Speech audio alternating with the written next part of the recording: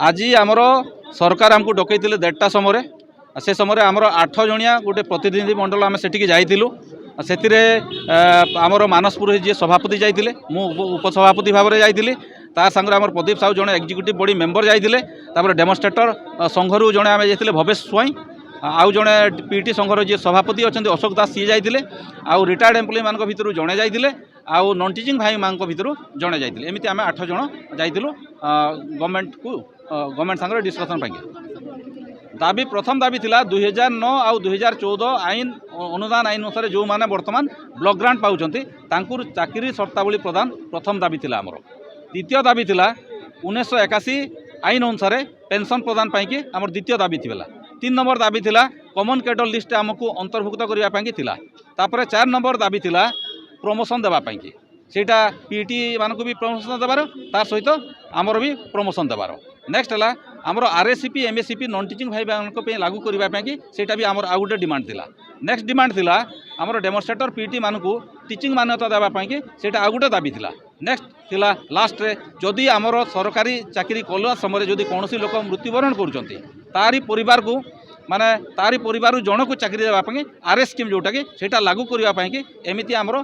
8टा खंडे दाबी आम जनईलु सरकार प्रतिश्रुति देइचंती माने किछिटा सबु तो प्रतिश्रुति देई नाहंती किछि पॉलिसी डिसीजन लागिवो सी कहले आपण मानकर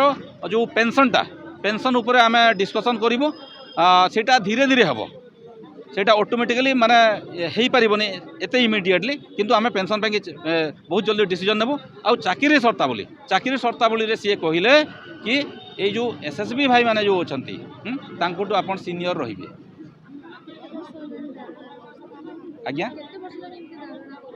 आम तो 1992 मसीह 2000 मसीहा भितर चाकरी करूँ आउ सीधा आमर 2009 मसीह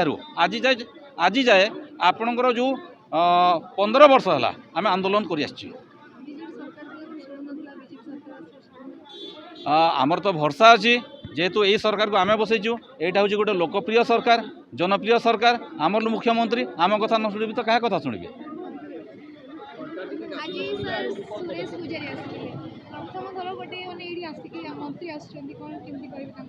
आपण बुझीपे सरकार आमर दाबी उपरे केते तत्पर अछंती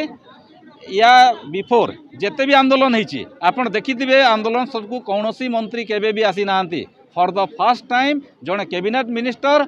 माने सीए माने सुरेश पुजारी राजस्व मंत्री जी पावरफुल मिनिस्टर यही गवर्नमेंट रे सीए धारणा स्थल को आसिक दाबी पत्र आमर नेले ता सहित आम कथा शुणिले आम आशा करुचु कि बहुत शीघ्र आमर दाबी उपरे भल भाव आलोचना करिके पॉजिटिव पदक्षेप ने बोली आम आशा करुचु आम आमर चाकरी शर्तावली और पेंशन मुख्यतः ये 2टा दाबी रे आम आंदोलन को ओह्लैलु आउ सरकार तरफ डाकरा आसाला आम जाइलु आम 8 जणिया गोटे डेलीगेशन टीम आम जाइलु जो थे कि आमर लाइब्रेरी एसोसिएशन रु जड़े आमर पीटी एसोसिएशन रु जड़े आमर डेमोन्स्ट्रेटर एसोसिएशन जड़े और नॉन टीचिंग एसोसिएशन रु जड़े आमर 3 जण एमती होकि आम जाइलु आम 8 जण समुदाय आम जाइलु आउ सेठी विशद भाव में आलोचना है मुख्यतः चाकरी शर्तावली उपरे तो सरकार तरफ यहाँ प्रतिश्रुति मिली जे आमको चाकरी शर्तावली सरकार खूब शीघ्र विचार करेंगे बोलिकी आमको प्रतिश्रुति मिली द्वितीयतः आमको आमर सीनियरिटी हिसाब रे चाकरी शर्तावली मिलिबो बोलिकी सरकार प्रतिश्रुति देइछंती तेणु करिकी आज यही आंदोलन आज ये आम स्थगित रखुचे आउ गोटे मास भितर जदि सरकार आमर कौन सी आखिदुशिया पदक्षेप नेबे नाही ताहेले आमे युक्त 2 परीक्षा और मूल्यांकन वर्जन करने सहित राजरास्तार आसिकी एठी बसी रहिबो।